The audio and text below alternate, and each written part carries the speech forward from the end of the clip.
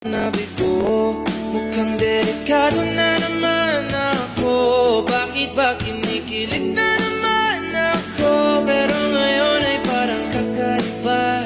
Pag nakatingin sa'yo na nasaktan na. Pero ayos na ako kahit walang tayo. Di ka nakasama sa aking mga plano. Di na tayo lilipat, di na tinupad mga pangako. Bakit ba napako? Hindi mo ako makukuha sa mga ngiti mo. Kasi, hindi ka pa ngumingiti, sa'yo na ako.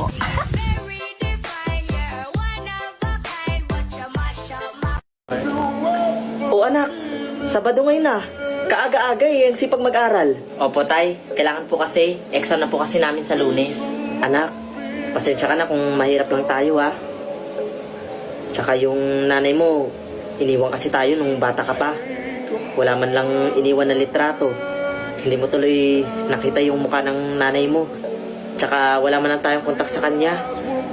Kaya anak, mag-aaral ka ng mabuti ha. Opo, tay. Pangako ko po sa inyo. Mag-aaral po ako ng mabuti. Sige anak, alis na ako ha.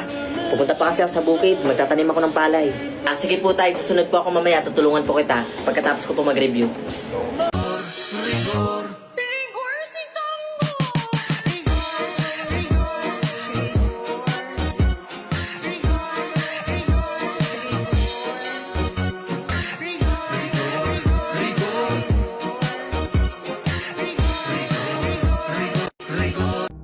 Go tonight, stay here one more time.